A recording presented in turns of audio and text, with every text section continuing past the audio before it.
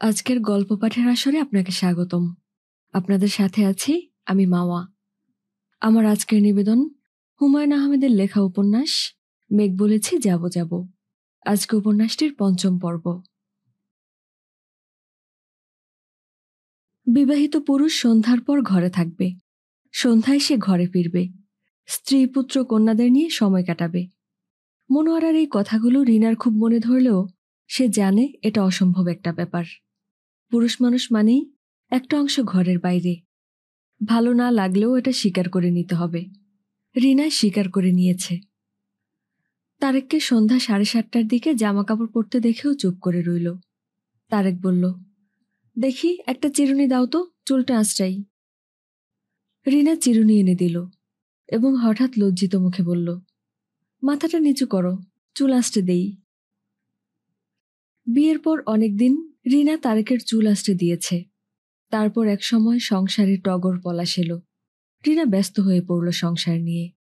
অফিসে যাবার সময় স্বামীর চুল আঁচড়ানো বন্ধ হয়ে গেল। বন্ধ হওয়াটা ঠিক হয়নি। তার অবশ্যই উচিত ছিল স্বামীর জন্য কিছুটা সময় আলাদা করে রাখা। রাখলে তারেকের বাইরে ঘুরে বেড়ানোর অভ্যাসটা নিশ্চয়ই কিছু কমত। তোমার চুল খুব লম্বা হয়েছে, চুল কাটাও না কেন? কাটাবো। সন্ধ্যাবেলা যাচ্ছ কোথায়? তারেক বলল, নাপিতের কাছে যাব, চুল কাটাবো। চুল লম্বা হয়ে কানে লাগছে, অসহ্য। রিনার মনটা খারাপ হয়ে গেল। তারেক মিথ্যা কথা বলছে। সন্ধ্যাবেলা সে নাপিতের কাছে চুল কাটাতে যাচ্ছে না। চুল কাটার প্রসঙ্গ উঠেছে বলেই সে পট করে বলল, চুল কাটাতে যাচ্ছি। মানুষটা গুছিয়ে মিথ্যা কথাও বলতে পারে না, বেচারা। তারেক বলল, জুতার ব্রাশটা দাও তো, জুতা জোড়া কালি করি। রিনা নিজে জুতা কালি করতে বসল। তারেক মোজা পায়ে অপেক্ষা করছে। রিনার কেমন যেন মায়া লাগছে। এই মায়ের উৎস সে জানে না। রিনা বলল, সেজেগুজে নাপিতের কাছে চুল কাটাতে যাচ্ছ? তারেক বলল, সাজের কি দেখলে, জুতা ময়লা হয়েছিল। ফিরতে দেরি হবে? দেরি হবে কেন, চুল কাটাতে যতক্ষণ লাগে। রিনার মনে হলো সে শুধু শুধুই সন্দেহ করছিল। বেচারা আসলে চুল কাটাতেই যাচ্ছে। সরল ধরনের মানুষের কর্মকাণ্ড সরল প্রকৃতির হয়। নাপিতের দোকানে যে জুতা ব্রাশ করে যাবার দরকার নেই তা মনে থাকে না। তারেক চলে যাবার পর রিনার নিজেকে খুব একলা মনে হতে লাগলো। সবাই কাজকর্ম করছে, শুধু তার কিছু করার নেই। টগর পলাশ তার দাদুভাইয়ের সঙ্গে পড়তে বসেছে। তার শাশুড়ি বসেছেন জায়নামাজে। 9টার আগে তিনি উঠবেন না। লায়লা পড়ছে, তার পড়া বাচ্চাদের মতো। শব্দ করে সে পড়া মুখস্থ করে। হাসান আজ বের হয়নি, ঘরে আছে। তার সঙ্গে খানিকক্ষণ গল্প করা যায়। রিনার ইচ্ছা করছে না। মাকে চিঠি লিখবে। অনেকদিন মাকে চিঠি লেখা হয় না। রকিবের দেয়া কলমটায় এখনো কিছু লেখা হয়নি। রিনার মনে হলো প্রথম চিঠিটা মাকে না লিখে তারেককে লিখলে কেমন হয়। আশ্চর্যের ব্যাপার, সে তার স্বামীকে এখনো পর্যন্ত কোনো চিঠি লেখেনি। চিঠি লেখার প্রয়োজন হয়নি।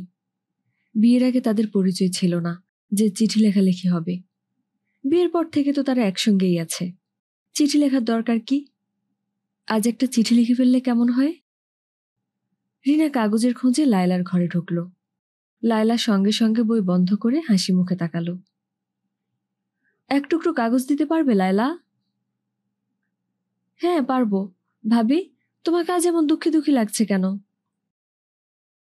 দুঃখী দুঃখী লাগছে? খুব দুঃখী দুঃখী লাগছে। বসো, বলো তোমার কি দুঃখ। আমার কোনো দুঃখ নেই লায়লা। সত্যি? হ্যাঁ সত্যি।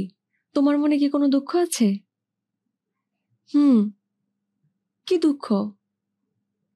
বলা যাবে না, বললে তুমি হাসবে। মানুষের দুঃখ শুনে আমি হাসবো? আমি কি এতই খারাপ? লায়লা কিছুক্ষণ চুপ করে থেকে বলল, আমার দুঃখটা খুবই হাস্যকর। আমার সবসময় মনে হয় আমার বিয়ে টিয়ে হবে না। বিয়ে হবে না কেন? চেহারা ভালো না, রঙও ময়লা।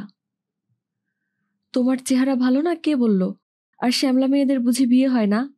সবচেয়ে ভালো বিয়ে হয় শ্যামলা মেয়েদের, এটা কি তুমি জানো?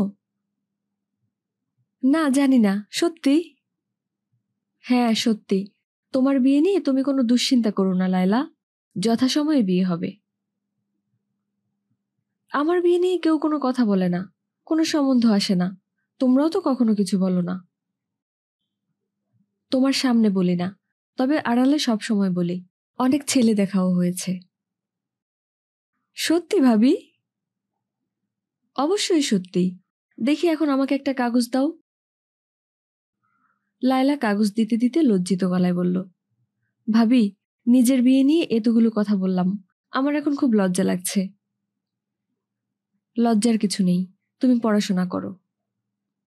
লায়লা সঙ্গে সঙ্গে গুনগুন করতে শুরু করলো। লায়লার জন্য রিনার খুব মায়া লাগছে। তার বিয়ে নিয়ে আসলেই কোনো কথাবার্তা হচ্ছে না, হওয়া উচিত। রিনা নিজের ঘরে ঢুকে চিঠি লিখতে বসল। সে দীর্ঘ সময় নিয়ে তার স্বামীকে ছোট্ট একটা চিঠি লিখল। সেই চিঠি পড়ে নিজেই খুব লজ্জা পেল। চিঠিটা ড্রয়ারের অনেক নিচে লুকিয়ে রাখল। আজই চিঠি দিতে হবে এমন না, কোন এক সময় দিলেই হবে। রিনা বারান্দায় এসে বসল। তার একা ভাবটা কাটছে না।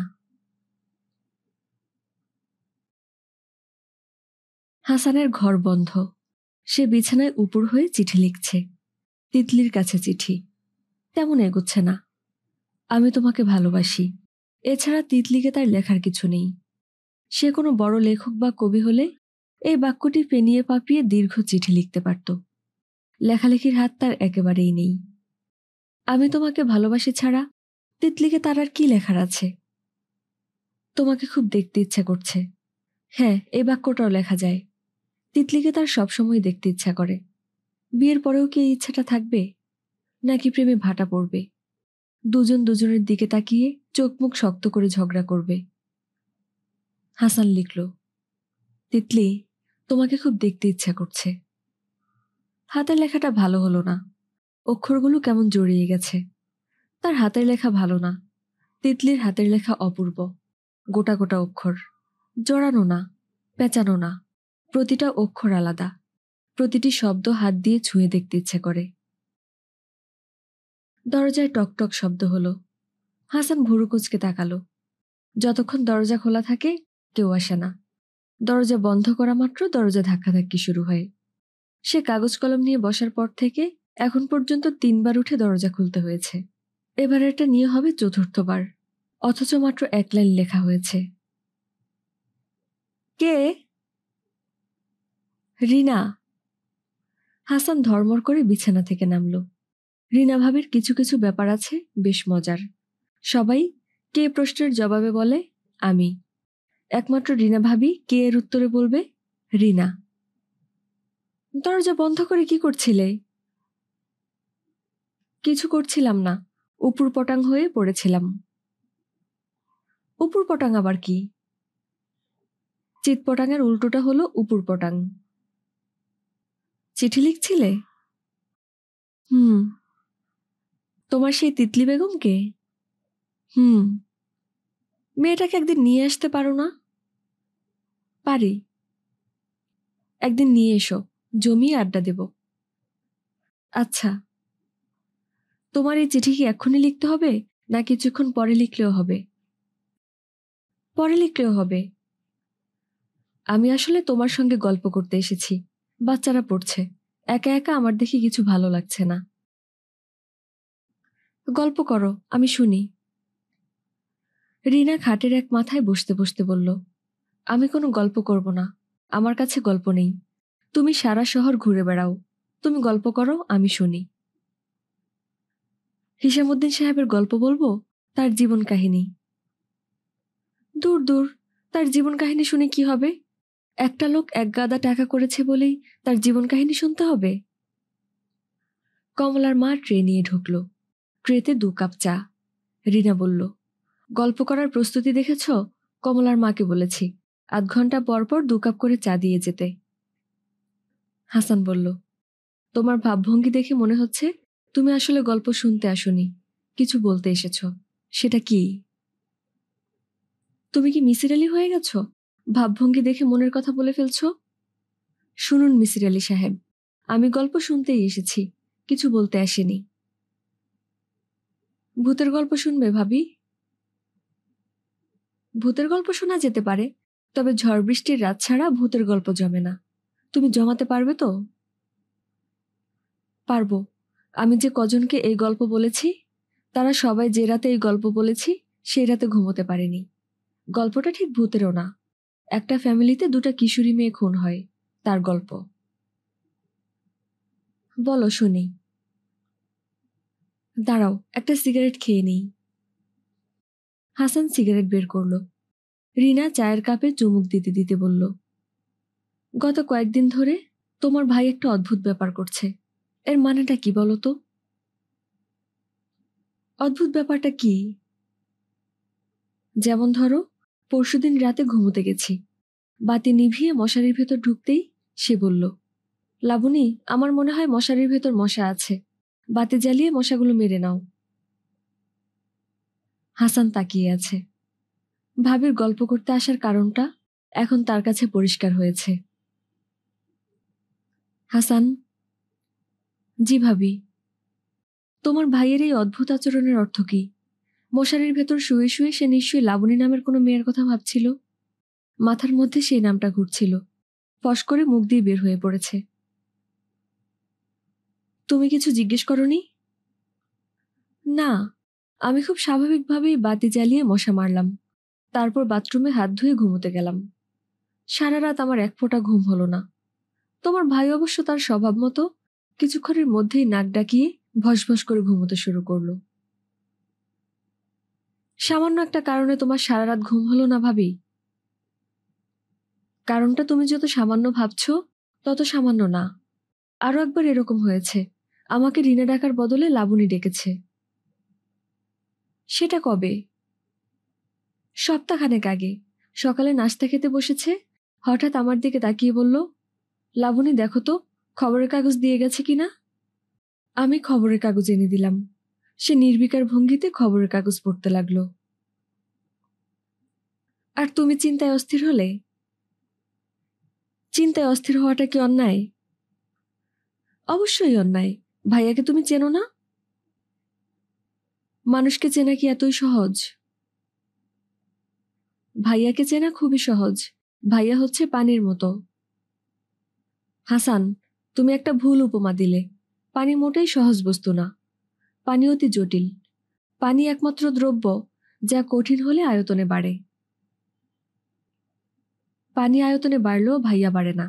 ভাইয়া খুবই সাধারণ সহজ সরল একজন মানুষ। লাবণী ফাবণী নিয়ে দুশ্চিন্তা করবে না তো ভাবি।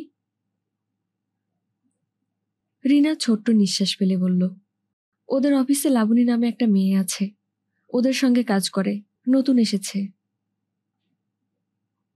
হাসান হাসতে হাসতে বলল, ব্যাপারটা তো তাহলে আরো সহজ হয়ে গেল। ভাইয়া মেয়েটাকে চেনে, তার নামটা মনে আছে। সে হয়তো দেখতেও অনেকটা তোমার মতো। থুথু দেখে যক্ষা ভেবে বসবে না তো ভাবি। মেয়েদের স্বভাব হচ্ছে থুথু দেখলে যক্ষা ভাবা। আর ছেলেদের স্বভাব কি, যক্ষা দেখলে থুথু ভাবা? আমার ভূতের গল্পটা কি তোমাকে এখন বলবো? বলো। তাহলে পা তুলে খাটে হেলান দিয়ে আরাম করে বসো। বসলাম। তোমার মুখের চামড়া এখনো শক্ত হয়ে আছে, রিল্যাক্স করো। তুমি তোমার গল্প শুরু করো তো। দাঁড়াও, আরেকটা সিগারেট ধরিয়ে নেই। হাসান, তুমি আজকাল বেশি সিগারেট খাচ্ছ, সিগারেটের গন্ধে তোমার ঘরে ঢোকা যায় না। হাসান গল্প শুরু করলো।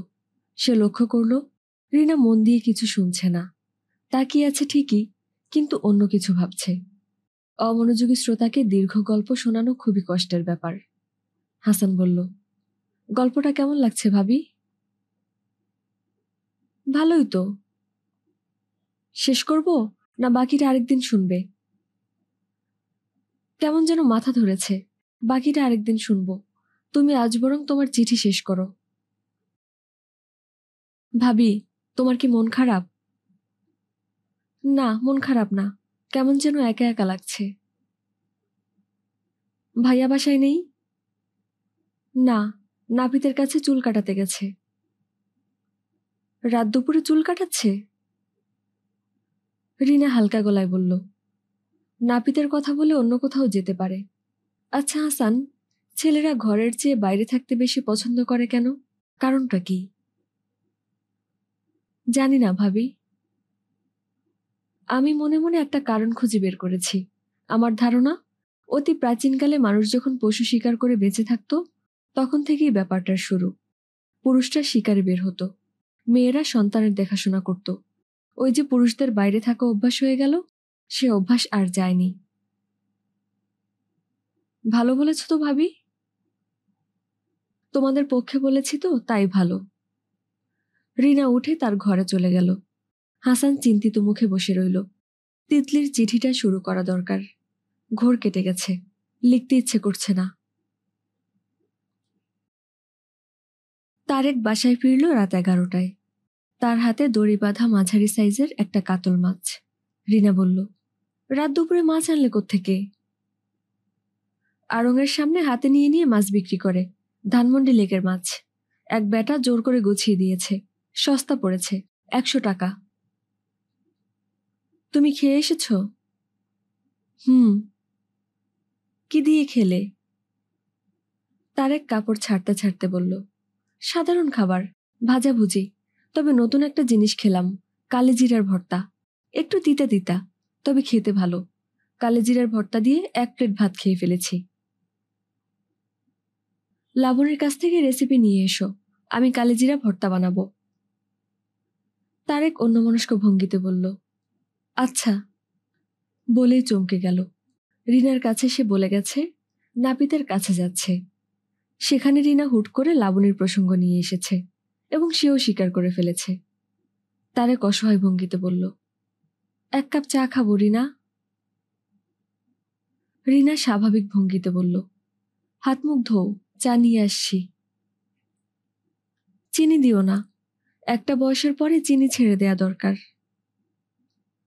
আচ্ছা, চিনি কমই দেব। তারেক শোবার ঘরে চেয়ারে বসে আছে। বিছানায় টগর এবং পলাশ 2 ভাই জড়াজড়ি করে শুয়ে আছে। তারা ঘুমোয় দাদা দাদির সঙ্গে। আজ এখানে চলে এসেছে। ওদেরকে দাদির ঘরে পার করতে হবে। কাজটা করতে হবে খুব সাবধানে। একবার ঘুম ভেঙে গেলে চেঁচিয়ে বাড়ি মাথায় করবে। রিনা চা এনে তারেকের সামনে রাখল। টগরকে খুব সাবধানে কোলে নিয়ে রওনা হলো। তারেক বলল, হাসানের কাছ থেকে একটা সিগারেট নিয়ে এসো তো। রিনা বলল, আচ্ছা। তারেক চায়ে চুমুক দিচ্ছে। সে খুবই অসহায় বোধ করছে। রিনা যদি আবারও লাবণীর প্রসঙ্গ তোলে, সে কি বলবে? হুট করে রিনা লাবণীর প্রসঙ্গ তুললই বা কেন? হাসান কি তাকে কিছু বলেছে? বলার তো কথা না। এই নাও সিগারেট। Thank you. তুমি দেখি পুরোপুরি সিগারেট ধরে ফেলেছ। আরে না, টেনশনের সময় 2-1টা খাই। এখন কি তোমার টেনশনের সময়? কি যে বলো, টেনশনের কি আছে? তুমি কি ভাত খেয়েছ? না, তোমার জন্য অপেক্ষা করছিলাম। ব্যাপারটা কি তোমাকে বলি? কিছু বলতে হবে না। আরে শোনো না, বসো তো খাটে। রিনা খাটে বসল। তারেক সিগারেট ধরাতে ধরাতে বলল, আমাদের অ্যাসিস্ট্যান্ট ক্যাশিয়ার শামসুল কাদের সাহেবের গড ব্লাডার অপারেশন হয়েছে। Successful operation. হাসপাতাল থেকে রিলিজ করে দিয়েছে। বাসায় এসে আবার আগের মতো ব্যথা। ডাক্তার বলল, ব্যথাটা সাইকোলজিক্যাল। ব্যথা হবার কোনো কারণ নেই। যাই হোক, আমি দেখতে গেলাম। গিয়ে দেখি আমাদের অফিসার লাবণী। সেও দেখতে এসেছে। তার বাসা কাদের সাহেবের বাসার সামনে। রাস্তার এ মাথা ও মাথা। ফেরার সময় লাবণী বলল, স্যার, আমার বাসাটা দেখে যান। এমন করে ধরল, না যাওয়াটা অভদ্রতা দেখায়। গেলাম। লাবণীর বাবা ছিলেন বাসায়। তিনি না খাইয়ে ছাড়লেন না। এই হলো ঘটনা। রিনা বলল, তোমার সিগারেট খাওয়া তো হয়েছে, চলো শুয়ে পড়ি। তারে খাই তুলতে তুলতে বলল, চলো। সে খুবই ভালো বোধ করছে। খুব গুছিয়ে সে সুন্দর একটা মিথ্যা গল্প বেঁধেছে। গল্পটা বলেছে বিশ্বাসযোগ্যভাবে। রিনার মুখ দেখে মনে হচ্ছে সে গল্পটা বিশ্বাস করেছে। মেয়েরা সত্যির চেয়ে মিথ্যাটাকে সহজে গ্রহণ করে। রিনা, হুম, একটা পান দাও না। চা খেয়ে মুখটা মিষ্টি হয়ে গেছে। ঘরে পান আছে না? আছে। রিনা পান আনতে গেল। তারেক বেশ আয়েশ করে পান আচাচ্ছে। সে বেশ আনন্দিত। তাৎক্ষণিকভাবে জটিল একটা মিথ্যা তৈরির আনন্দ। রিনা এই গল্পটা বিশ্বাস করেছে জটিলতার কারণে। কারণ রিনা জানে তার ভেতরে কোনো জটিলতা নেই। রিনা পান দিয়ে মশারির ভেতর ঢুকল। মশারি ভর্তি মশা। এত মশা ঢোকে কিভাবে কে জানে? মশারিতে কোনো ফুটা কি আছে? ফুটা তো চোখে পড়ছে না। পান খাওয়া শেষ হলে বাতি নিভিয়ে ঘুমোতে এসো। আচ্ছা। বাড়িওয়ালার টাকাটা তুমি এখনো দিচ্ছ না। উনি আজও এসেছিলেন। দিয়ে দিব। কবে দেবে সেটা পরিষ্কার করে বলো। আমি সেইভাবে তাকে বলবো। রোজ আসেন, বিশ্রী লাগে। সামনের সপ্তাহে দেব। শনি রোববারে আসতে বলো। আচ্ছা। নাপিতের কাছে আর যাওনি না? গিয়েছিলাম, এত ভিড়। রিনা জেগে আছে। বিছানায় শোয়া মাত্র তার ঘুম আসে না। গভীর রাত পর্যন্ত সে জেগে থাকে। আজ তার ঘুম একেবারেই আসবে না। তারেকের মতো একটা মানুষ কি করে জটিল একটা গল্প বাঁধল, এটা তার মাথাতেই আসছে না। খুব সহজ যে মানুষ, তার ভেতরেও কি জটিল একটা অংশ লুকিয়ে থাকে? ঠিক তেমনি ভয়াবহ জটিল মানুষের একটা অংশে কি থাকে শিশুর সারল্য? পুরোপুরি সহজ কিংবা পুরোপুরি জটিল, এরকম মানুষ কি পৃথিবীতে হয় না? তারেক বড় বড় নিঃশ্বাস ফেলছে। বিছানায় শোয়া মাত্র ঘুম। সুখী মানুষের নিদ্রা। মানুষটা কি সত্যি সুখী? একজন সুখী মানুষকে জটিল মিথ্যা গল্প বানাতে হয় না। জটিল সব গল্প অসুখী মানুষেরা তৈরি করেন। রিনা সাবধানে খাট থেকে নামল। তার কেমন যেন গা জ্বালা করছে। বারান্দায় বেতের চেয়ারে বসে থাকলে গা জ্বালা ভাবটা হয়তো বা কমবে। হাসানের ঘরে বাতি জ্বলছে। সে মনে হয় চিঠি লিখছে, ভালোবাসার চিঠি। রিনা তার এই জীবনে ভালোবাসার কোনো চিঠি পায়নি। খুবই আশ্চর্যের ব্যাপার, কেউ তাকে কখনো বলেনি আমি তোমাকে ভালোবাসি। তারেকও না। সোজা সরল মানুষরা ন্যাকামি ধরনের কথা বলে না। সোমবার তিতলির 3টা ক্লাস, 3টাই পরপর। 9টার মধ্যে শুরু হয়ে 12টার মধ্যে সব ক্লাস শেষ। ঝড় বৃষ্টি টর্নেডো যাই হোক না কেন, সোমবার 12টায় হাসান লালমাটিয়া কলেজের আশেপাশে ঘোরাঘুরি করে। এক জায়গায় থাকে না, এক এক দিন এক এক জায়গায়। তিতলির দায়িত্ব হচ্ছে কলেজ থেকে বের হয়ে তাকে খুঁজে বের করা। একদিন সে হাসানকে পেয়েছে নাপিতের দোকানে মাথা মালিশ করাচ্ছে। কুৎসিত দৃশ্য। চোখ বন্ধ করে আয়েশ করে সে বসে আছে। নাপিত শব্দ করে মাথা বানাচ্ছে। তিতলি তার জীবনে এমন ভীতু কোনো ছেলে দেখেনি। তিতলির ধারণা হাসানের তুলনায় তার সাহস অনেক বেশি। যেমন হাসান কখনো তাকে নিয়ে রিকশায় উঠবে না। কোথাও যেতে হলে বেবি ট্যাক্সি নেবে। বেবি ট্যাক্সির সিটের দুপ্রান্তে দুজন বসে থাকলে নাকি বাইরে থেকে কিছু দেখা যায় না। বেবি ট্যাক্সিতে উঠেও শান্তি নেই। হাসান বলবে, তিতলি, ওড়নাটা দিয়ে নাক আর মুখ ঢেকে রাখো। নাক মুখ ঢাকা থাকলে মানুষ চেনা যায় না। তোমার পরিচিত কেউ যদি তোমাকে দেখেও ফেলে, চিনতে পারবে না। চিনতে পারলে চিনবে, তোমাকে এত ভাবতে হবে না। তুমি সহজ হয়ে বসো তো। তোমাকে দেখে মনে হচ্ছে উইজার্ড অব ওজের কাঠের পুতুল। অবিশ্বাস্য মনে হলেও সত্যি, হাসান কখনো তিতলির হাত ধরে না। বেবি ট্যাক্সিতে উঠে হাত ধরার কাজটা তিতলিকে করতে হয়। হাত ধরার পর হাসান বাইরের দিকে এমনভাবে তাকায় যেন ভেতরে কি হচ্ছে তা সে জানে না। ছেলেদের এত ভীতু হলে মানায় না। ছেলেরা হবে সাহসী, বেপরোয়া। তাদের দাবি থাকবে অনেক বেশি। মেয়েরা সেই সব দাবি সামলে সুমলে মোটামুটি একটা সাম্যাবস্থায় নিয়ে আসবে। এটাই নিয়ম। যে ছেলের দাবি 100, তাকে দেবে 20। কিন্তু এমন ভাব করতে হবে যেন 70 দেয়া হয়ে গেল। হাসানের বেলায় সব নিয়ম উল্টো। তার ভাবভঙ্গি দেখে মনে হয় তিতলির অনেক সাহসী দাবি সে সামলে সুমলে চলছে। ফার্স্ট পিরিয়ড শেষ হবার পর জানা গেল বাকি 2টা ক্লাস হবে না। ক্লাস না হওয়া সবসময় আনন্দজনক ব্যাপার। তিতলির আনন্দ হচ্ছে না, কারণ তাকে 12টা পর্যন্ত অপেক্ষা করতে হবে। 12টার পর হাসানকে খুঁজে বের করতে হবে। এই 2 ঘন্টা সময় কি করা যায়? কলেজ ক্যান্টিনে চা খাওয়া যায়। 10 মিনিট গেল সেখানে। তারপর লাইব্রেরিতে যাবে? অসম্ভব। লাইব্রেরিতে গেলেই তার মাথা ধরে যায়। সঙ্গে কোনো গল্পের বই নেই। গল্পের বই থাকলে কোনো একটা ফাঁকা ক্লাসরুমে বসে গল্পের বই পড়া যেত। তিতলি ক্যান্টিনের দিকে এগোচ্ছে। ক্যান্টিনে কাউকে পেলে তাকে নিয়ে আড়ঙে চলে যাওয়া যায়। আড়ঙে শাড়ি নেড়ে চেড়ে দেখতে দেখতে 1 ঘন্টা কেটে যাবে। এই তিতলি! তিতলি তাকালো। নাসরিন হাত ইশারা করে ডাকছে। তার তাকানো এবং হাত ইশারার ভঙ্গি সবই রহস্যময়। নববর্ষে নাসরিন খেতাব পেয়েছে সর্পিনী। নাসরিন লম্বা ও ছিপছিপে। সর্পিনী নাম তার জন্যে মানানসই। সাপ যেমন প্রতি বছর খোলস ছাড়ে, নাসরিনও নাকি খোলস ছাড়ে। তবে তার জন্য 1 বছর অপেক্ষা করতে হয় না। পছন্দের কোনো মানুষ তাকে খোলস ছাড়তে বললেই নাকি সে ছাড়ে। তিতলি অপ্রসন্ন মুখে নাসরিনের দিকে এগিয়ে গেল। আশপাশে কেউ নেই। তবু নাসরিন গলা নামিয়ে বলল, তোর কাছে 50টা টাকা আছে? সহজ স্বাভাবিকভাবে সে কোনো কথাই বলতে পারে না। তার সবকিছুতেই খানিকটা রহস্য। না। তাহলে ভালো একটা জিনিস মিস করলি। আমার কাছে 5টা ছবি আছে। এক একটা ছবি দেখতে 10 টাকা করে লাগবে। কি ছবি? কি ছবি বুঝতে পারছিস না? ওইসব ছবি। ওইসব ছবি দেখার আমার কোনো শখ নেই।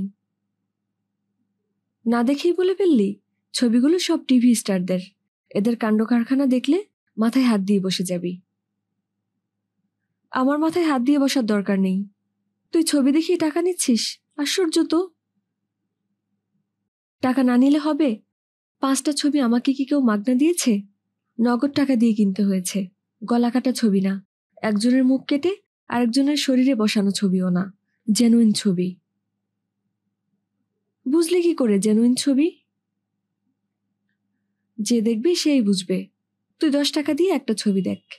তারপর যদি তোর মনে হয় ছবি জেনুইন না, আমি টাকা ফেরত দেব। কোনো দরকার নেই। ছবি দেখার পর তাদের নাটক দেখব। তখন শরীর ঘিন ঘিন করবে। আচ্ছা যা, তোর টাকা দেয়া লাগবে না। তোকে বিনা টাকায় দেখাবো। আমাকে চা আর আলুর চপ খাওয়া। দারুণ খিদে লেগেছে। ক্যান্টিনে এখন ভিড় কম। টিফিন টাইমে বসার জায়গা থাকে না। আজ ফাঁকা ফাঁকা। সর্পিনী তিতলিকে নিয়ে কোণার দিকের একটা টেবিলে চলে গেল। কাঁধে ঝোলানো ব্যাগ থেকে 5টা ছবি বের করে তিতলির হাতে দিল। ছবি হাতে নেবার পর তিতলির সারা শরীর কাঁপতে লাগলো। সে ছবিগুলোর দিকে তাকাতেও পারছে না, আবার চোখ সরিয়েও নিতে পারছে না। নাসরিন পা নাচাতে নাচাতে শীষ দিচ্ছে। শীষ দেয়া বন্ধ করে সে তিতলির দিকে একটু ঝুঁকে এসে বলল, এই জাতীয় ছবি তুই আগে দেখিসনি? না। তোর দেখে শরীর কাঁপছে, ফুসফুসানি শুরু হয়ে গেছে। ছবিগুলো আমার কাছে দিয়ে নর্মাল হও। তিতলি ছবিগুলো দিয়ে দিল। নর্মাল হওয়া বলতে যা বোঝায় তা হতে পারল না। এখনো তার হাত পা কাঁপছে। নাসরিন বলল, তোকে দেখে আমার ভয় লাগছে। তুই বাথরুমে গিয়ে ভালো করে হাত মুখ ধুয়ে আয়। আমি চায়ের অর্ডার দিচ্ছি। হাত মুখ ধুয়ে এসে চা খা। আমি চা খাবো না, বাসায় চলে যাব। ন্যাকামি করিস না তো। তোর ন্যাকামি অসহ্য লাগে। বাসায় চলে যাবি? তোর নায়ক 12টার সময় আসবে, তখন কি হবে? প্লিজ চুপ কর। ছবিগুলো আরেকবার দেখবি? না। আচ্ছা, তুই একটা কাজ কর। একটা ছবি আমি তোকে দিয়ে দিচ্ছি, তুই নিয়ে যা। কি আশ্চর্য কথা! আমি ছবি নিয়ে কি করব? তোর নায়ককে দেখাবি। এইসব ছবি দুজনে মিলে দেখার মধ্যে অনেক মজা। 5টার মধ্যে কোনটা নিবি? কি অদ্ভুত কথা! আমি কোনোটা নেব না। এক কাজ কর, 5টাই নিয়ে যা। রাতে দরজা টরজা বন্ধ করে আরাম করে দেখ। কাল নিয়ে আসিস। ক্যান্টিনে বসে টেনশনে এইসব ছবি দেখে কোনো মজা পাওয়া যায় না। এই নিয়ে আর কোনো কথা বলবি না তো নাসরিন? আমি তোর কাছে হাত জোড় করছি। তিতলি উঠে দাঁড়ালো। নাসরিন বিস্মিত গলায় বলল, তুই যাচ্ছিস কোথায়? তোর না আমাকে চা আর আলুর চপ খাওয়ানোর কথা? বাথরুমে যাচ্ছি, হাত মুখ ধোবো। সামান্য ছবি দেখে এত গরম হয়েছিস? যে শীতল জলে হাত মুখ ধুয়ে শরীর ঠান্ডা করতে হবে? নাসরিন, প্লিজ। হাত মুখ ধুয়ে এসো। তিতলি ঠিক স্বাভাবিক হতে পারল না। মাথার ভেতরটা তার কেমন যেন ফাঁকা ফাঁকা লাগছে। নাসরিন চা আর আলুর চপ খেল। তিতলির কাছ থেকে 10টা টাকা নিয়ে চলে গেল। তার নাকি আজ বাসায় ফেরার রিক্সা ভাড়া নেই। তিতলি ক্যান্টিনেই বসে আছে। তার সময় কাটছে না।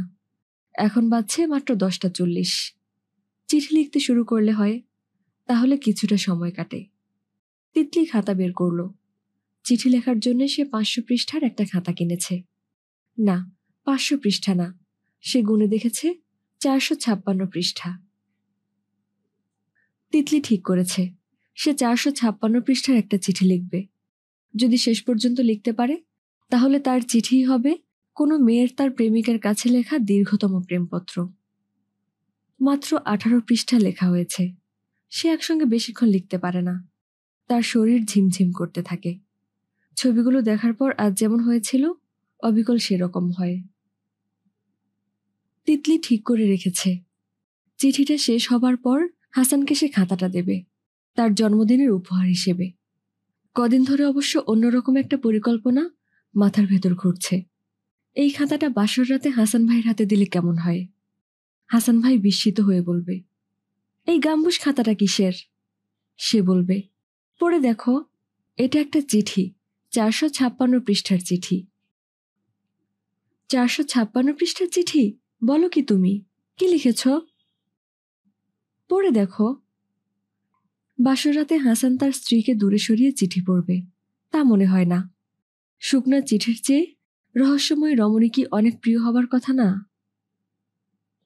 তিতলি চিঠিটা লিখেছে খুব স্বাভাবিক ভঙ্গিতে। শুরু করেছে তাদের প্রথম দেখা হবার দিন থেকে। শুরুটা ভালোই। তিতলি খাতা বের করল। খাতার প্রথম পাতায় লেখা, বাংলা 2য় পত্র, লালমাটিয়া কলেজ। যেন হঠাৎ কারো হাতে খাতাটা পড়লে সে কিছু বুঝতে না পারে। চিঠির শুরুতে কোনো সম্বোধনও নেই। তোমার সঙ্গে আমার প্রথম কবে দেখা হয়েছিল তোমার কি মনে আছে? আমি 1,00,000 টাকা বাজি রাখতে পারি তোমার মনে নেই। আমার কিন্তু সব মনে আছে। এমনিতে আমার স্মৃতিশক্তি খুব খারাপ, কিছু মনে থাকে না। এসএসসি পরীক্ষার হলে ইংরেজি রচনা ঝাড়া মুখস্থ করেছিলাম, এ জার্নি বাই বোট। পরীক্ষার হলে গিয়ে দেখি এই রচনাটাই এসেছে। সবার আগে রচনা লিখতে বসলাম। 2টা লাইন লেখার পর সব ভুলে গেলাম। এই হলো আমার স্মৃতিশক্তির নমুনা। কিন্তু তোমার প্রতিটি ব্যাপার আমার মনে আছে। উয়ারিতে আমরা পাশাপাশি ফ্ল্যাটে থাকতাম, সেটা অবশ্যই তোমার মনে আছে। আচ্ছা, তোমার কি মনে আছে শবে বরাতের হালুয়া নিয়ে আমি সিঁড়ি বেয়ে উঠছি, তুমি নামছ। হঠাৎ কি হলো, তুমি হুড়মুড়িয়ে গড়িয়ে আমার গায়ে পড়ে গেলে। তারপর দুজন গড়াতে গড়াতে একেবারে সিঁড়ির নিচে। পিরিচ ভেঙে তোমার ঠোঁট কেটে গেল। গলগল করে রক্ত পড়তে লাগলো। সারা গা হালুয়া দিয়ে মাখামাখি।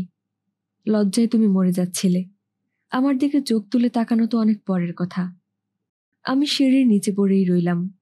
তুমি রক্ত এবং হালুয়ায় মাখামাখি অবস্থাতেই লাফ দিয়ে উঠে দাঁড়ালে এবং দৌড়ে ফ্ল্যাটের বাইরে চলে গেলে।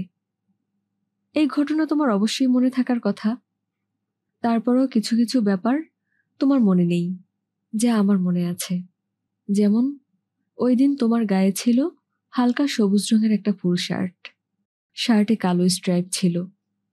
ওই দিন যে তুমি দৌড়ে পালিয়ে গেলে, বাসায় ফিরলে ঠিক রাত 11টা 5 মিনিটে। আমি তখন বারান্দায় বসেছিলাম। বারান্দার বাতি নেভানো ছিল, যাতে তুমি আমাকে দেখতে না পাও। তুমি কখন ফেরো তা দেখার জন্যই আমি বসেছিলাম। ওই দিন কত তারিখ ছিল তোমার মনে আছে? 2,00,000 টাকা বাজি, তোমার মনে নেই। আমার মনে আছে, 12 তারিখ। কি বার মনে আছে? জানি মনে নেই, রোববার। এত সব খুঁটিয়ে কেন মনে রেখেছি? মেয়েদের স্বভাব হলো তুচ্ছ ব্যাপারগুলো মনে করে রাখা। আমি তো সাধারণ একটা মেয়ে, তাই না? শোনো, ওই দিনটা ছিল আমার জন্য খুব গুরুত্বপূর্ণ একটা দিন। ওই দিনের কথা মনে হলেই তোমার লজ্জিত এবং ব্যথিত মুখের কথা আমার মনে হয়। ভয়ঙ্কর লজ্জায় ওই দিন তোমার মাথা কাটা যাচ্ছিল। তোমার চোখ ভর্তি হয়ে গিয়েছিল পানিতে। তুমি জল ভর্তি চোখে কয়েক পলক তাকিয়ে রইলে আমার দিকে। তোমার ব্যথিত মুখ দেখে আমার কিশোরী হৃদয়ে এক ধরনের হাহাকার তৈরি হলো। ইচ্ছে করলো তোমার হাত ধরে বলি, এত লজ্জা পাচ্ছেন কেন? অ্যাক্সিডেন্ট হয় না? আমি অবশ্যই বলতাম, তুমি বলার সুযোগ দিলে না, দৌড়ে পালিয়ে গেলে। তিতলি খাতা বন্ধ করে উঠে দাঁড়ালো। মাত্র 11টা বাজে। এখন একবার কলেজের বাইরে গিয়ে খুঁজে দেখা যেতে পারে। হাসান যে কাঁটায় কাঁটায় 12টার সময়ই আসবে তা তো না। 12টার আগেই তার আসার কথা। হয়তো 11টার সময় এসে নাপিতের দোকানে বসে মাথা বানাচ্ছে। নাপিত তার নোংরা হাতে হাসানের সুন্দর চুলগুলো ছানাছানি করছে। অসহ্য। তিতলি কলেজ গেটের বাইরে এসেই দেখে রাস্তার ওপাশে হাসান দাঁড়িয়ে। তার দৃষ্টি আকাশের দিকে, হাতে চায়ের কাপ। ফুটপাতের দোকান থেকে চা কিনে বাবুর খুব আয়েশ করে চা পান করা হচ্ছে। কি অদ্ভুত মানুষ! সত্যি সত্যি 1 ঘন্টা আগে এসে বসে আছে, হাবলার মতো তাকিয়ে আছে আকাশের দিকে। তিতলি এক দৌড়ে রাস্তা পার হলো। আজ সে একটা কাণ্ড করবে। চুপি চুপি হাসানের পিছনে দাঁড়িয়ে হালুম করে একটা চিৎকার দেবে। এমন চিৎকার যেন হাত থেকে চায়ের কাপ পড়ে যায়। বেচারাকে চায়ের কাপের দাম দিতে হবে, ভালো হবে, উচিত শিক্ষা হবে। 1 ঘন্টা আগে এসে বসে থাকার শিক্ষা। তিতলি বলল, চিঠি এনেছ? হাসান হাসূচক মাথা নাড়ল। তিতলি লক্ষ্য করেছে কলেজের আশপাশে হাসান তার সঙ্গে কথা বলে না। কিছু জিজ্ঞেস করলে ইশারায় জবাব দেওয়ার চেষ্টা করে। তিতলি বলল, কই চিঠি দাও। দেব। দেবো টেবো না, এখনই দাও। হাসান অস্বস্তির সঙ্গে চারদিকে তাকাচ্ছে। তিতলির খুব মজা লাগছে। এমন অস্বস্তি বোধ করার কি আছে? সে কি ভয়ঙ্কর কোনো পাপ করছে? এমন পাপ যে এক্ষুনি ফেরেশতারা এসে দোজখে ঢুকিয়ে গেটে তালা লাগিয়ে দেবে। কই চিঠি দিচ্ছ না কেন? বললাম তো দেব। দাঁড়াও, একটা বেবি ট্যাক্সি নিয়ে আসি। বেবি ট্যাক্সি না, বেবি ট্যাক্সিতে ভটভট শব্দ হয়, কোনো কথা শোনা যায় না। চলো একটা রিক্সা নেই। ওই রিক্সাওয়ালাটাকে ডাকো। ওকে দেখে মনে হচ্ছে ভদ্র। বারবার পেছনে ফিরে আমাদের দেখার চেষ্টা করবে না, আমাদের কথা শোনার চেষ্টাও করবে না। হাসান একটা বেবি ট্যাক্সি নিয়ে এলো। তিতলি ভাব করলো খুব বিরক্ত হচ্ছে। তবে সে বিরক্ত হয়নি, খুশি হয়েছে। বেবি ট্যাক্সিতে চিঠি পড়তে পড়তে যাওয়া যায়, রিকশায় চিঠি পড়া যায় না। সবাই তাকিয়ে থাকে। হাসান বলল, বুড়িগঙ্গায় নৌকায় করে খানিকক্ষণ ঘুরবে? তিতলি বলল, ঘুরবো, আমি কিন্তু সাঁতার জানি না, নৌকা ডুবলে তুমি টেনে তুলবে। হাসান বলল, আমিও সাঁতার জানি না। তিতলি খুশি খুশি গলায় বলল, তাহলে চলো, নৌকা ডুবলে দুজন একসঙ্গে তলিয়ে যাব। একজন পানির নিচে, আরেকজন বেঁচে আছে, তাহলে খারাপ হতো। হাসান বলল, বুড়িগঙ্গার ওই পারে আমার স্কুল জীবনের এক বন্ধু থাকে, ধূপনগর। সে মাছের খামার করেছে, সেখানে যাবে? তুমি যেখানে নিয়ে যাবে আমি সেখানেই যাব। তুমি যদি আমাকে সস্তা কোনো হোটেলে নিয়ে যাও, হোটেলের ঘরে ঢুকিয়ে দরজা বন্ধ করে দাও, তাতেও আমার আপত্তি নেই। এসব কি ধরনের কথা? বাজে ধরনের কথা। আচ্ছা যাও, আর বলবো না। চলো ধূপনগরে যাই, মাছের খামার দেখে আসি। ধূপনগরে গেলে ফিরতে কিন্তু দেরি হবে, 5টার আগে ফিরতে পারবে না। দেরি হলে অসুবিধা হবে না, বাবা দেশের বাড়িতে গেছেন, রাত 8টার ট্রেনে ফিরবেন। বাসায় পৌঁছাতে পৌঁছাতে 9টা। তোমার মা চিন্তা করবেন না? মা তো সবসময় চিন্তা করছেন, একদিন না হয় একটু বেশি করলেন। কই চিঠি দাও। হাসান চিঠি বের করলো। বেবি ট্যাক্সি চলছে। তিতলি হাসানের গা ঘেঁষে বসেছে, তার সমস্ত মনোযোগ চিঠিতে। চিঠির লেখক পাশে বসে আছে, সেটা কোনো ব্যাপার না। হাসানের চিঠি তিতলি যেভাবে পড়ে আজ সেভাবে পড়তে পারল না। হাসানের সামনে তা সম্ভব নয়। তিতলির চিঠি পড়ার নিয়ম হচ্ছে, পড়ার আগে খানিকক্ষণ চিঠিটা সে গালে ছুঁয়ে রাখবে, তারপর চিঠি পড়বে। চিঠি পড়তে পড়তে অবশ্যই তার চোখে পানি আসবে। চিঠি দিয়ে এসে চোখের পানি মুছবে। চিঠি পড়তে গিয়ে চোখে যে জল এসেছে সেই জল চিঠিতেই জমা থাকুক। তিতলি চিঠি শেষ করে নিচু গলায় বলল, তুমি লম্বা চিঠি লিখতে পারো না? অনেকক্ষণ ধরে পড়া যায় এমন চিঠি? স্লিপের মতো ছোট্ট কাগজ, কয়েকটা মাত্র লাইন, পড়ার আগেই চিঠি শেষ। হাসান কিছু বলল না। তিতলি বলল, এ পর্যন্ত তুমি আমাকে কটা চিঠি লিখেছ বলতে পারবে? না। তবু একটা অনুমান করো, দেখি কাছাকাছি হয় কিনা। 100? না, 74টা। আজকেরটা নিয়ে 74। তুমি সব চিঠি জমা করে রাখো? জমা করে রাখবো না তো কি করব? পড়া শেষ হলেই কুচি কুচি করে ফেলে দেব? ফেলে দেয়াই তো ভালো, কখন কার হাতে পড়ে। হাতে পড়লে পড়বে, আমার এত ভয় ডর নেই। তোমাকে দেখে কিন্তু খুব সাহসী মনে হয় না, ভীরু টাইপের লাজুক লাজুক একটা মেয়ে মনে হয়। আমি আসলেই ভীরু এবং লাজুক টাইপের মেয়ে, তারপরেও প্রয়োজনের সময় আমি খুব সাহসী। এটা ভালো।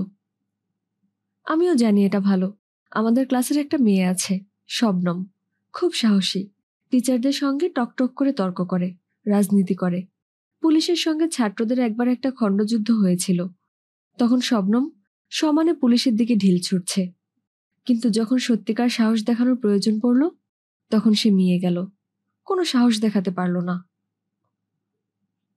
প্রয়োজনটা কি সেটা তোমাকে বলবো না। মেয়েদের অনেক ব্যাপার আছে যা ছেলেদের জানা ঠিক না। তাই নাকি? হ্যাঁ তাই। যদিও আমরা সব সময় বলি একটা ছেলেও মানুষ, একটা মেয়েও মানুষ, তারা আলাদা কিছু না। আসলে কিন্তু অনেকখানি আলাদা। হাসান হাসল। তিতলিকে নিয়ে বাইরে বের হলেই সে হড়বড় করে ক্রমাগত কথা বলতে থাকে। সেসব কথা হাসান যে খুব মন দিয়ে শোনে তা না, তবে একটা মেয়ে মনের আনন্দে কথা বলে যাচ্ছে, ব্যাপারটাই মজার।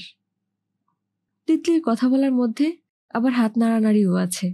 মনে হবে তার শ্রোতা একজন না, সে আসলে একদল ছাত্রছাত্রীকে বোঝাচ্ছে। একটা ছেলে এবং একটা মেয়ের মধ্যে আসলে কোনো মিলই নেই। শরীরের অমিল খুব ক্ষুদ্র অমিল, আসল অমিল হলো মনে, মানসিকতায়। একটা ছেলের মানসিকতা এবং একটা মেয়ের মানসিকতা আকাশ পাতাল পার্থক্য। কোনো ছেলে যদি কোনো মেয়ের মনের ভেতরটা একবার দেখতে পারত, তাহলে সে বড় ধরনের চমক খেত। এত কিছু বুঝলে কি করে? বোঝা যায়, চোখ কান খোলা রাখলেই বোঝা যায়। বাবাকে দেখে বুঝি, মাকে দেখে বুঝি, তোমাকে দেখে বুঝি, নিজেকে দেখেও বুঝি। আমাকে দেখে কি বোঝো? তোমাকে দেখে বুঝি যে তোমার সারাক্ষণ আমার সঙ্গে থাকতে ইচ্ছে করে না, মাঝে মাঝে ইচ্ছা করে। কিন্তু আমার সারাক্ষণ তোমার সঙ্গে থাকতে ইচ্ছে করে। আমাদের বিয়ের পর কি হবে জানো? কি হবে? তুমি তো আর সারাক্ষণ ঘরে বসে থাকবে না, অফিসে যাবে, কাজকর্ম করবে। আমি ওই সময়টা সহ্য করতে পারবো না, আমার মাথা খারাপের মতো হয়ে যাবে। সেটা আবার তোমার খারাপ লাগবে, তুমি ভাববে এ কি বন্ধনে জড়িয়ে পড়লাম। আর আমি তখন বন্ধন তো আলগা করবই না, আরো নতুন নতুন শিকলে তোমাকে জড়ানোর চেষ্টা করব। ইন্টারেস্টিং। আমি আরো অনেক ইন্টারেস্টিং কথা জানি, সেসব কথা বলছি না, জমিয়ে রাখছি, বিয়ের পর বলবো। তুমি যে এত সহজে বিয়ের প্রসঙ্গ নিয়ে আসো, অস্বস্তি লাগে না? না, অস্বস্তি লাগে না, উল্টোটা হয়, ভালো লাগে। বাসর রাতে তোমার সঙ্গে আমি কি নিয়ে গল্প করব সব ঠিক করে রেখেছি। সত্যি? হ্যাঁ সত্যি। আমি সেই রাতে খুব মজার একটা ব্যাপার করব। মজার ব্যাপারটা কি? এখন বলবো না, আগে বললে তো মজা থাকবে না। আচ্ছা শোনো, আমার খিদে লেগেছে। আজ বাসা থেকে নাস্তা না খেয়ে কলেজে এসেছি। নাস্তা না খেয়ে এসেছো কেন? মা ঢেল ঢেল একটা খিচুড়ি রান্না করেছে, মুখে দিয়েই বমি আসার মতো হয়েছে। এখন খিদেয় মারা যাচ্ছি। আচ্ছা শোনো, এতক্ষণ হয়ে গেছে, তুমি সিগারেট খাচ্ছ না, ব্যাপারটা কি? সিগারেট ধরাও। বিয়ের আগ পর্যন্ত তোমার সিগারেট খাওয়া নিয়ে কিছু বলবো না, বিয়ের পর নো সিগারেট। বিয়ের পর নো কেন? তোমার উপর যে আমার অধিকার আছে এটা জাহির করার জন্যই নো। হাসান পাঞ্জাবির পকেট থেকে সিগারেটের প্যাকেট বের করলো। তিতলি তার ব্যাগ থেকে দেয়াশলাই বের করলো। হাসানের সিগারেট ধরিয়ে দেবে। হাসানের সঙ্গে বাইরে বের হবার সময় তার ব্যাগে একটা দেয়াশলাই থাকে, সে ঠিক করে রেখেছে। টাকা জমিয়ে জমিয়ে সে সুন্দর একটা লাইটার কিনবে। লাইটারটা থাকবে তার কাছে, শুধু যখন হাসান সিগারেট ঠোঁটে দেবে তিতলি ধরিয়ে দেবে। আজ কয়েকটা অদ্ভুত ছবি দেখেছি। অদ্ভুত ছবি মানে?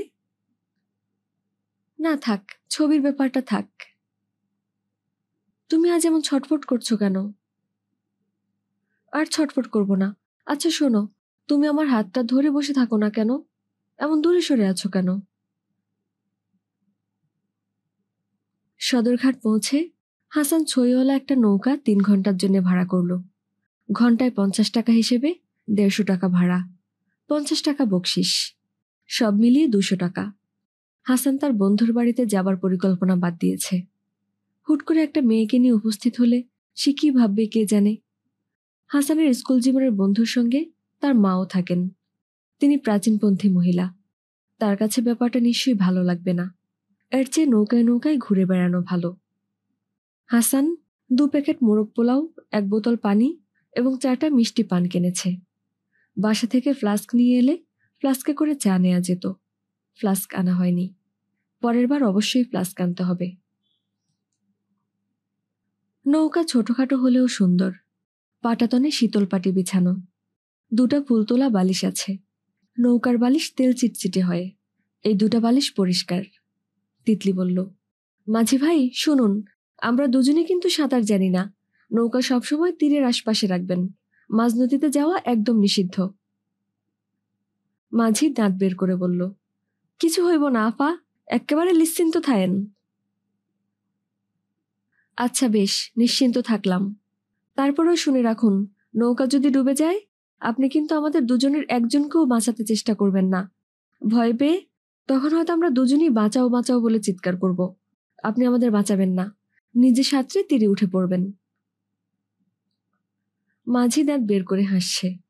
মেয়েটার পাগলামি ধরনের কথায় সে খুব মজা পাচ্ছে। বেবি ট্যাক্সিতে তিতলি সারাক্ষণ কথা বলছিল। নৌকা ছাড়তেই সে একেবারে চুপ হয়ে গেল। পানির দিকে মন্ত্রমুগ্ধের মতো তাকিয়ে রইল। তার চোখও কেমন ছলছল করছে, মনে হচ্ছে সে কেঁদে ফেলবে। হাসান বলল, তিতলি খাবার গরম আছে, হাত ধুয়ে খেয়ে ফেলো, ঠান্ডা হলে খেতে ভালো লাগবে না। আমার খেতে ইচ্ছে করছে না। তুমি না বলেছিলে খিদে লেগেছে? একসময় লেগেছিল, এখন খিদে নেই। কি হয়েছে তিতলি? কিছু হয়নি, মন খারাপ লাগছে। মন খারাপ লাগছে কেন? গান জানি না, এই জন্যে খুব মন খারাপ লাগছে। গান জানলে তোমাকে গান গেয়ে শোনাতাম, তোমার কত ভালো লাগতো। আমার যথেষ্টই ভালো লাগছে। আমার গানের গলা কিন্তু ভালো। বাবার টাকা পয়সা নেই, গান শিখতে পারলাম না। একটা হারমোনিয়াম কিনে দেবার জন্যে মার কাছে বাবার কাছে কত কান্নাকাটি যে করেছি। বিয়ের পর তুমি কিন্তু আমাকে একটা হারমোনিয়াম কিনে দেবে, তোমার টাকা থাকুক বা না থাকুক। অবশ্যই কিনে দেব, আমার প্রথম চাকরির বেতনের টাকাই কিনে দেব। পানিতে হাত দিয়ে প্রতিজ্ঞা করো, ঠাট্টা না, সত্যি। হাসান পানিতে হাত রাখল। তিতলি মেয়েটাকে মাঝে মাঝে তার অদ্ভুত লাগে, ঠিক বুঝতে পারে না। একটা মেয়ের ভেতরে আসলেই অনেকগুলো মেয়ে বাস করে। আমি গান জানলে তোমাকে কোন গানটা গেয়ে শোনাতাম জানো? না, কোনটা? মাঝে মাঝে তব দেখা পাই, চিরদিন কেন পাই না। তিতলির চোখ দিয়ে টপ টপ করে পানি পড়ছে। কি হয়েছে তিতলি? কিছু হয়নি। কাঁদছো কেন? বুঝতে পারছি না কেন, হঠাৎ খুব মনটা খারাপ লাগছে। মন খারাপ লাগছে কেন? জানি না কেন, জানলে তোমাকে জানাতাম। বাসায় চলে যাবে? হুম। বেশ তো, চলো চলে যাই। তিতলি 4টার আগেই বাসায় পৌঁছে গেল এবং রাত 8টায় তার বিয়ে হয়ে গেল ঢাকা বিশ্ববিদ্যালয়ের জিওলজির এক লেকচারারের সঙ্গে। ছেলের মামারা বললেন, অনুষ্ঠান পরে হবে, আকদ হয়ে যাক। আজকের দিনটা খুব শুভ। ছেলের দাদি খুবই অসুস্থ, পিজিতে ভর্তি হয়েছেন, যে কোনো সময় মারা যাবেন। মৃত্যুর আগে নাত বউয়ের মুখ দেখে যেতে চান। কিভাবে কি ঘটল তিতলি নিজেও জানে না। তিতলির শুধু মনে আছে তার বাবা কাঁদতে কাঁদতে তাকে জড়িয়ে ধরে বললেন, তুই আপত্তি করিস না মা, আমি দরিদ্র মানুষ, এমন ভালো ছেলে তোর জন্য আমি জোগাড় করতে পারবো না। তোর কি সমস্যা আমি কিছু শুনতে চাই না। মারে, তুই আমার প্রতি দয়া কর। তুই রাজি না হলে আমি বিষ খাবো রে মা, সত্যি বিষ খাবো। তোর মার নামে আমি কসম কেটে বলছি, বিষ খাবো। তিতলি তার বাবাকে কোনোদিন কাঁদতে দেখেনি। সে একটা ঘোরের মধ্যে চলে গেল। সে তাকালো তার মার দিকে, ফিসফিস করে বলল, মা, আমি কি করব? সুরাইয়া জবাব দিলেন না। তিনিও কাঁদছেন, ফুপিয়ে ফুপিয়ে কাঁদছেন। নাদিয়া তাকে জড়িয়ে ধরে আছে। তিতলি নাদিয়ার দিকে তাকিয়ে বলল, নাদিয়া, আমি কি করব? নাদিয়া বলল, আপা, তুমি একজনের কাছে প্রতিজ্ঞা করেছ, প্রতিজ্ঞা ভঙ্গ করো না। কিন্তু বাবা কাঁদছেন, হাউমাউ করে কাঁদছেন। বাবাকে তিতলি কখনো কাঁদতে দেখেনি। পিজি হাসপাতালের 18 নম্বর কেবিনে তিতলি দাঁড়িয়ে আছে। তার পাশে সুন্দর চেহারার একটি যুবক। যুবকের মুখ হাসি হাসি। এই যুবকটি তার স্বামী। তার নাম যেন কি? আশ্চর্য, নামটা মনে পড়ছে না। বৃদ্ধ এক মহিলা আধবোজা চোখে তাকিয়ে আছেন। তার নাকে অক্সিজেনের নল, কাঠের মতো সরু সরু হাত, হাতের নীল রগ বের হয়ে আছে। ভদ্রমহিলার বুক হাঁপড়ের মতো উঠানামা করছে। খুব গয়না টয়না পরা এক মহিলা তিতলিকে বললেন, তোমার দাদি শাশুড়ি, সালাম করো। তিতলি নড়ল না। বৃদ্ধা অস্পষ্ট জড়ানো স্বরে কি যেন বললেন। তিতলি সেই কথার কিছু বুঝতে না পারলেও অন্যরা বুঝল। বৃদ্ধার বালিশের নিচ থেকে গয়নার বাক্স বের করে আনল। বাক্স খুলে গয়না বের করে বৃদ্ধার হাতে দেয়া হলো। বৃদ্ধা তিতলির দিকে চোখের ইশারা করলেন। গয়নাটা নিতে বললেন। পুরনো দিনের পাথর বসানো হার, বেদানার দানার মতো লাল লাল পাথর। তিতলির মনে হচ্ছে লাল পাথরগুলো যেন চোখ, যেন বৃদ্ধার হাতের হারটা অনেকগুলো লাল চোখে তিতলিকে দেখছে। তার পাশে দাঁড়িয়ে থাকা যুবকটা হাসছে। এই যুবক তার স্বামী। তার নাম তিতলির মনে পড়ছে না। মাঝে মাঝে তবু দেখা পাই, চিরদিন কেন পাই না। গানটার সুর যেন কি? আচ্ছা, এই বৃদ্ধার কি হয়েছে? ক্যান্সার? গল্প পাঠের সাথে থাকার জন্য ধন্যবাদ। আজকে ছিল হুমায়ুন আহমেদের লেখা মেঘ বলেছে যাব যাব উপন্যাসের 5ম পর্ব। আর পরবর্তী পর্বগুলো শোনার জন্য সাবস্ক্রাইব করে আমাদের পাশে থাকুন। ধন্যবাদ।